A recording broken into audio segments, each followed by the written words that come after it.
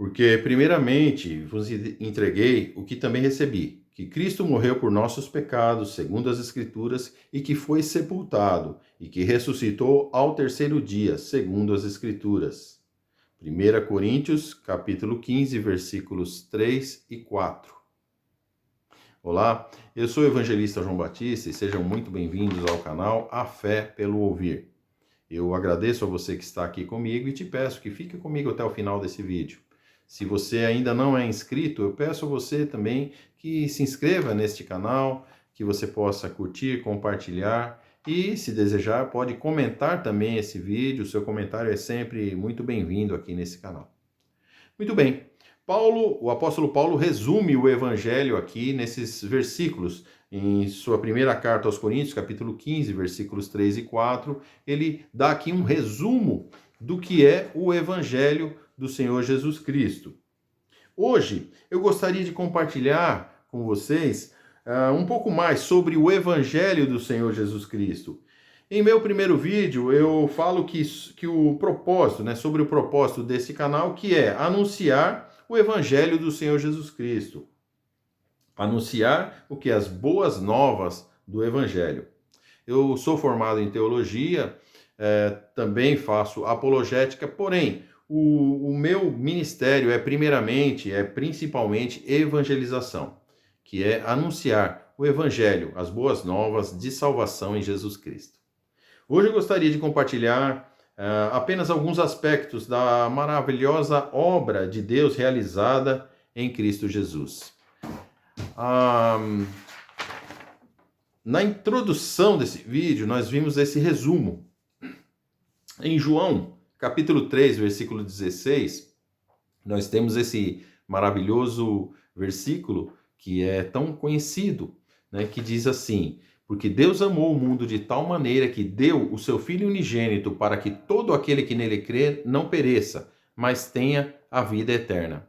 Prosseguindo nesse mesmo capítulo, versículos 17 e 18, nós temos a palavra de Deus nos dizendo: porque o Filho de Deus não veio ao mundo para julgar o mundo, para condenar o mundo, mas para que o mundo fosse salvo por ele. Quem crê nele não é condenado, mas quem não crê já está condenado, porquanto não creu no nome do unigênito Filho de Deus.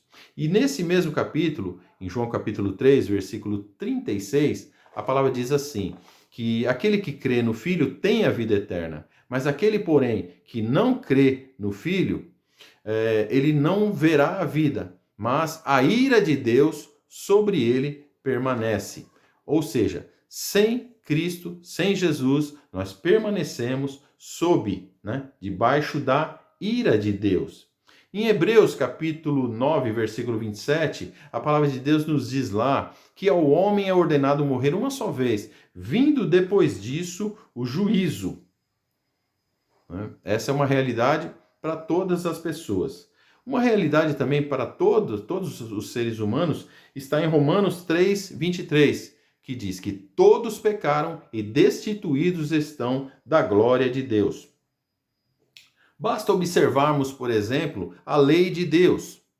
Em Êxodo capítulo 20, nós vamos ver ali a lei de Deus, que reflete o quê? Reflete o caráter santo de Deus, a justiça de Deus, a santidade de Deus. Se nós observarmos honestamente os 10 mandamentos, nós vamos ver que pela lei é impossível sermos salvos, porque transgredir apenas uma lei já nos condenaria, porque conforme Paulo fala aqui, o salário do pecado é a morte. Nós estaríamos ali mortos para Deus, separados de Deus por causa do pecado. Deus é santo, é perfeito, é justo. Ele não admite pecado. A lei reflete a santidade, a perfeição e a justiça de Deus. Então, se nós observarmos, por exemplo, alguns mandamentos e pensar em como nós já transgredimos eles, por exemplo, o mandamento que diz: não dirás falso testemunho, não minta. Quem poderia dizer que nunca mentiu? Ou até um mandamento que parece ser tão simples como honra teu pai e tua mãe. Quem pode dizer que foi 100% obediente aos pais? O primeiro mandamento: não terás outros deuses diante de ti. Parece também muito simples, mas será que Deus sempre esteve em primeiro lugar na nossa vida? Será que nós nunca colocamos nada na nossa vida acima de Deus? A palavra de Deus também diz ali, não cobiçarás. É algo que vem de dentro, algo que é invisível para as outras pessoas. Mas se nós formos sinceros conosco mesmo, nós vamos ver que muitas vezes no nosso coração nós cobiçamos coisas. Assim como outros pecados, como o adultério, o qual Jesus fala no Sermão do Monte, que basta alguém ter um desejo impuro no coração que já cometeu o adultério. Ou seja, a lei, ela nos revela, ela revela o nosso pecado, ela nos condena, ela não nos livra do pecado, ela não nos tira o pecado, mas ela, ao contrário, ela aponta o pecado e ela nos condena. Em Romanos 6, 23, Paulo diz lá na sua palavra que o salário do pecado é a morte, mas o dom gratuito de Deus é a vida eterna em Jesus Cristo. Então, nós sabemos que se nós fôssemos julgados, né, já que ao homem é ordenado morrer uma só vez, vindo depois disso o juízo, nós sabemos que se nós fôssemos julgados pela lei santa de Deus, nós fatalmente seríamos condenados, seríamos considerados culpados devido, mesmo que nós tivéssemos transgredido apenas um dos mandamentos, nós já seríamos condenados. Sem Cristo, nós estamos condenados, estamos sob a ira de Deus. Em Efésios capítulo 2, a palavra de Deus diz lá no versículo 1 que nós estávamos mortos em nossos pecados e ofensas. Em Efésios 2, versículo 3, fala que nós éramos por natureza filhos da ira. Paulo está se referindo ali às pessoas que estavam recebendo aquela carta e falando para eles quem eles eram sem Cristo. E agora em Cristo eles eram agora salvos, justificados, justos diante de Deus.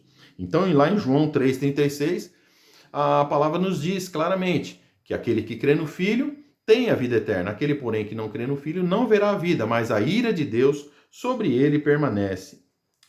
A palavra de Deus nos diz em João, capítulo 1, versículo 29, João Batista, ao ver Jesus ali naquele dia, chegando, se aproximando dele, diz assim: Eis o Cordeiro de Deus que tira o pecado do mundo. A morte entrou no mundo pelo pecado. O homem pecador tentou resolver o problema ali da sua nudez com vestes de folhas. Porém, Deus não aceitou o jeito dado pelo homem, a solução dada pelo homem. E o próprio Deus, ele providenciou ali roupas de peles para que o Adão e Eva se vestissem. Ou seja, até ali não existia morte. A morte entrou no mundo pelo pecado. O pecado gerou morte. No caso ali, imediatamente gerou a morte daqueles animais que tiveram suas peles utilizadas para as roupas de Adão e Eva. O homem agora estava destituído da glória de Deus, estava separado de Deus, conforme Romanos 3, 23.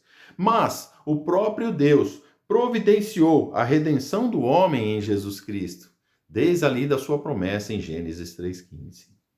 Eu gostaria de abordar hoje a substituição feita por Jesus na cruz, o justo pagando pelo injusto, a fim de justificar o injusto, somente pela fé em seu nome.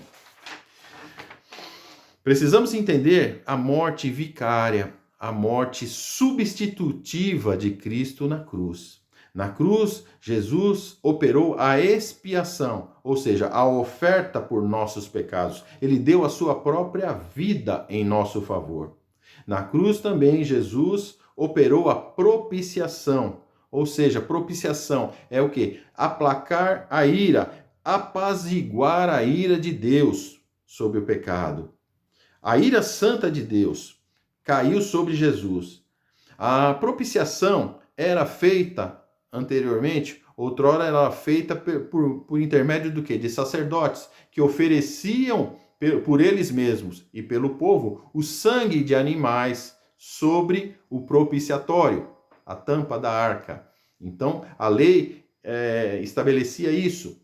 Era o quê? Sacrifícios que faziam essa propiciação provisória. Mas isso já apontava para o sacrifício perfeito em Jesus Cristo. Agora, de forma perfeita e definitiva, né, pelo sangue de Jesus derramado na cruz, nós seríamos o quê? A ira de Deus seria propiciada. Jesus ali estava fazendo a expiação do nosso pecado e a propiciação pelos nossos pecados na cruz do Calvário. Algo definitivo agora feito de uma vez só e somente por Jesus Cristo. Jesus Cristo, ele bebeu o cálice da ira de Deus. Aquele cálice que Jesus orou, suando sangue ali no Getsemane, dizendo ao Pai, se possível, passa de mim esse cálice, porém faça-se a tua vontade. O cálice era a ira de Deus que haveria de ser derramada sobre o seu próprio Filho ali na cruz do Calvário. Jesus, na cruz, ele não só experimentou as dores físicas, a humilhação, a vergonha e todo o sofrimento. Ele teve de suportar a ira santa do Pai. Ele teve que beber o cálice da ira de Deus. Experimentando agora o abandono, o Filho eterno de Deus experimentou agora, teve que experimentar naquelas horas ali na cruz a separação. O Filho eterno e bendito agora experimenta o abandono e se faz maldito naquela cruz. Jesus, que é santo, agora se faria pecado em nosso lugar. Existem muitos aspectos da obra de Cristo na cruz. Hoje eu gostaria também de enfatizar aquilo que vai muito além do perdão que recebemos pela fé em Jesus Cristo. A palavra de Deus nos revela que pela fé em Cristo somos salvos, somente pela graça de Deus. Efésios capítulo 2, versículos 8 e 9 nos diz assim: porque pela graça sois salvos, mediante a fé, e isso não vem de vós, é dom de Deus, não vem das obras, para que ninguém se glorie. Nós somos justificados, declarados justos diante de Deus. Paulo fala em Romanos capítulo 1, ele diz assim: portanto agora nenhuma condenação há para os que estão em Cristo Jesus. Deus, em Cristo, pela fé em Jesus Cristo, Deus agora nos vê como justos. Mais do que perdão, agora o salvo recebe um crédito. Ele torna-se filho de Deus pela fé em Jesus Cristo. Em João capítulo 1, versículo 12, a palavra de Deus nos diz: mas a todos quantos o receberam, aos que creram no seu nome, deu-lhes o poder de serem feitos filhos de Deus. Em Gálatas 3, 26, a palavra de Deus diz: porque todos sois filhos de Deus pela fé em Jesus Cristo. E mais do que apenas o perdão, o salvo, o justificado, ele recebe muito, muito mais do que apenas o perdão. O perdão ainda seria algo negativo, mas Deus nos dá muito, muito além do perdão. Romanos capítulo 8, versículos 16 e 17, diz assim que o mesmo Espírito testifica com o nosso Espírito que somos filhos de Deus. E se somos filhos, somos também herdeiros e co-herdeiros de Cristo. É muito maravilhosa essa palavra. Essas são as boas novas do Evangelho de Jesus Cristo. Só para exemplificar, imagine que você teria uma dívida impagável, uma dívida astronômica muito grande, impossível de ser paga. Você devesse para a pessoa mais rica do mundo uma dívida e você não tem como pagar. É uma dívida impossível de ser paga por mais esforços que você poderia fazer. Mas imagine que você recebe o perdão dessa dívida. Só isso já seria algo muito bom, não seria? Receber o perdão da dívida. Olha, agora você não deve mais nada. Mas imagine que além do perdão, essa pessoa mais rica do mundo dissesse para você: olha, além de te perdoar a sua dívida, eu vou incluir você no meu testamento e você já pode desfrutar de tudo que eu tenho, de toda a minha riqueza, agora ela passa a ser sua também. Além de te perdoar, você agora é meu herdeiro, você agora faz parte, você é dono de tudo que eu tenho. É uma comparação ainda muito pequena, perto de tudo aquilo que Deus nos deu em Cristo Jesus. Ou seja, Deus não somente nos perdoa, não só nos declara justos, mas agora Ele nos recebe como filho, como herdeiros, herdeiros de Deus e co-herdeiros de Cristo. Por toda a eternidade, teremos a presença de Deus nas nossas vidas e poderemos desfrutar de todas as maravilhas de Deus eternamente pela fé em Jesus Cristo. Eu gostaria de abordar muito mais ainda em outros vídeos esse assunto sobre a salvação em Jesus Cristo, sobre a grandeza da obra de Deus em Cristo Jesus na cruz, a grandeza da obra de Deus feita pelo Espírito Santo na nossa regeneração em Jesus Cristo, pela fé em Jesus Cristo. Nós vamos ainda falar um pouco mais sobre esse assunto nesse canal, porque esse é o objetivo deste canal. Não somente fazer apologética, defender a fé contra falsos ensinos, mas principalmente falar do amor de Deus em Jesus Cristo, falar do seu evangelho, das boas novas de Deus em Cristo. E vamos prosseguir aqui, mergulhando na palavra, porque a fé vem pelo ouvir e ouvir da palavra de Deus. Que Deus os abençoe.